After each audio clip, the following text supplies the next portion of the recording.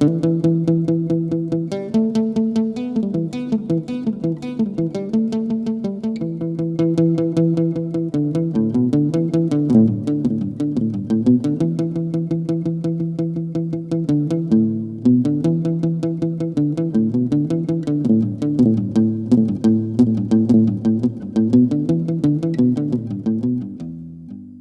to Tell is a jolting story, and it's loaded with all kinds of hard truths.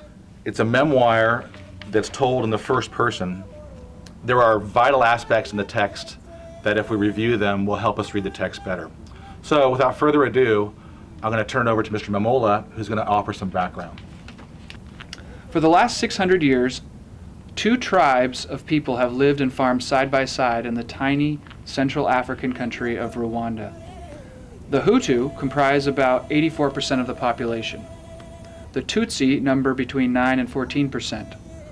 These two tribes share not only the same nationality, but also the same language and culture. In fact, it's difficult to distinguish between the two groups after so many generations of intermarriage. In 1994, the president of Rwanda, who happened to be a Hutu, was killed when his plane was shot down under mysterious circumstances. Soon, Hutu militias began to murder Tutsis throughout the country. Civilians joined in the slaughter. Inspired by hateful radio and television propaganda, average Hutus rose up and killed the Tutsi neighbors they had lived next to for years. The intention of the leaders of this Hutu movement was to kill every last Tutsi in Rwanda, and they almost succeeded. When the genocide was over, 800,000 Tutsi lay dead, the victims of ethnic cleansing. Many had been killed by mobs with machetes and clubs. Most had been killed within the first 100 days. United Nations forces in Rwanda did nothing to stop the violence, and the world watched with indifference as bureaucrats invented new words to describe the situation. Anything to avoid calling it what it was: genocide. Okay, Mr. Silvera, you're going to reveal another important aspect of the book. Please do. Thank you. Inward beauty is a light that truly outlives and outshines outward beauty. In the life of Immaculée Ilibagiza, this beautiful light's origin and prolongation exist in God. Immaculee's connection to the Blessed Virgin Mary is unspoken. Immaculee's parents instilled in her from a young age the importance of God's love.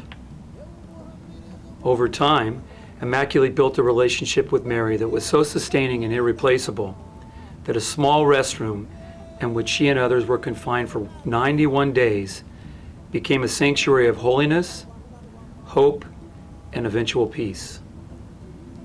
It is here where Immaculee prayed the Rosary.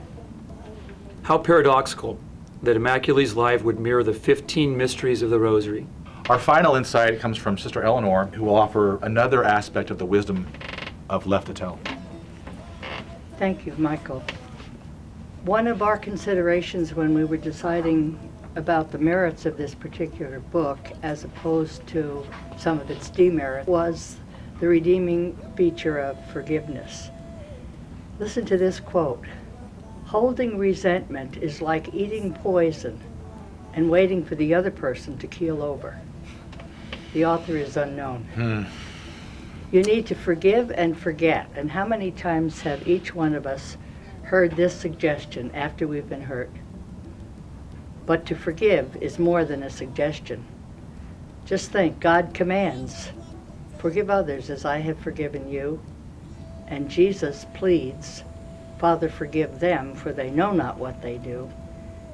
And we daily beg our Father to forgive us as we forgive others. By God's grace and the power of her own prayer, Immaculee was able to forgive those who destroyed her family.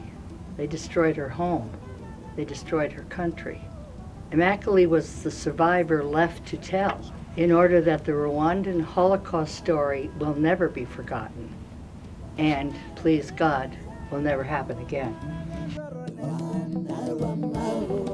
Thanks again for viewing, and we wish you well on your journey, and look forward to talking to you next year with our One Book, One Community.